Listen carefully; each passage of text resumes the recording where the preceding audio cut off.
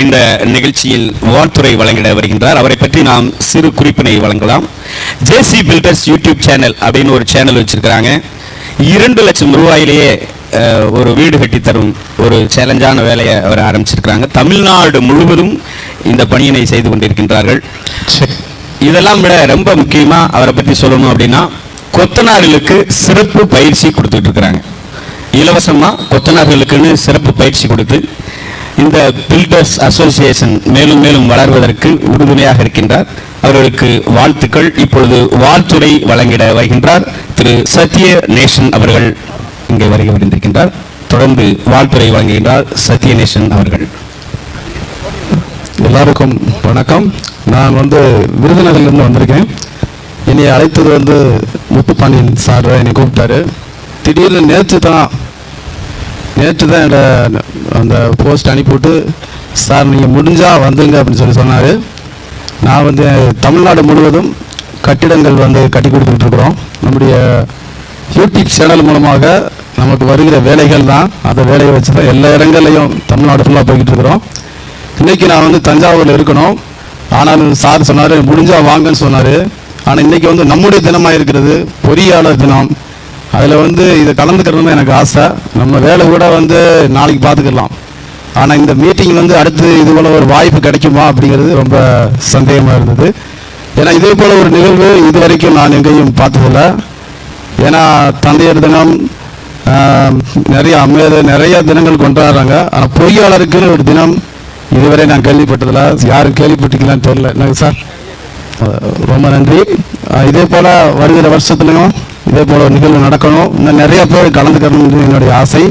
இந்த விழாவிற்கு எல்லாருக்கும் நான் என்ன சொல்கிறேன், நான் என்னுடைய வேலை தமிழ்நாடு முழுவதும் கட்டிடங்கள் கட்டி கொடுத்துக்கிட்டு இருக்கிறோம்.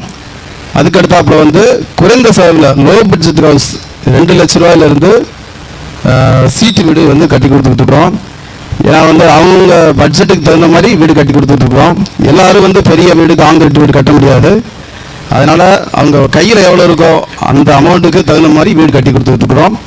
அதுக்கடுத்து இன்னொரு பார்த்தீங்கன்னா கொத்தனார் இலவச பயிற்சி கொடுத்துட்டு இருக்கிறோம். நான் வேலை பழகும் போது யாருமே எனக்கு சொல்லிக் கொடுக்கல. ஆனால் என் மூலமாக நம்முடைய சேனலை பார்த்து இன்றைக்கி நூற்றுக்கணக்கான கொத்தனார் உருவாகியிருக்கிறாங்க. அதனால் இந்த பயிற்சியை இலவசமாக கொடுத்துட்டு இருக்கிறோம்.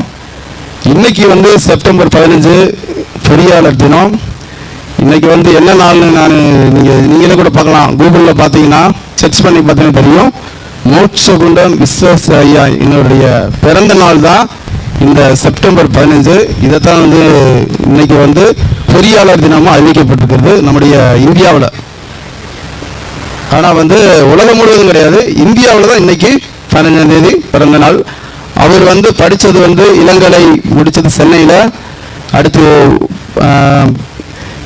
உயர்கல்வியெல்லாம் படித்தது புனேயில் படிச்சிருக்கிறாரு. படித்து நிறையா அணைகள், நீர்வீழ்ச்சிகள், தொழிற்சாலைகள் நிறையா கட்டி கொடுத்துருக்கிறாரு.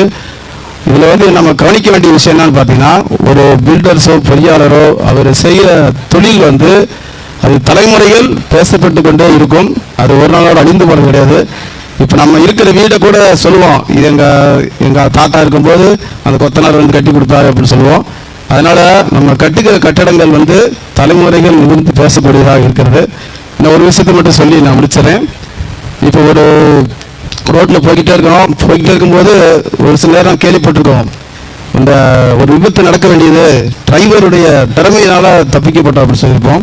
அதே போல் இந்த பில்டிங் விஷயத்துலையும் ஒவ்வொரு ஸ்டேஜ்லையுமே நம்ம கவனமாக செய்யணும். எந்த இடத்துல எதை பயன்படுத்தணும் அப்படின்னு சொல்லி நம்ம கவனமாக பயன்படுத்தும் போது நிச்சயமாக தரமான கட்டிடங்களை கட்டி கொடுக்க முடியும்.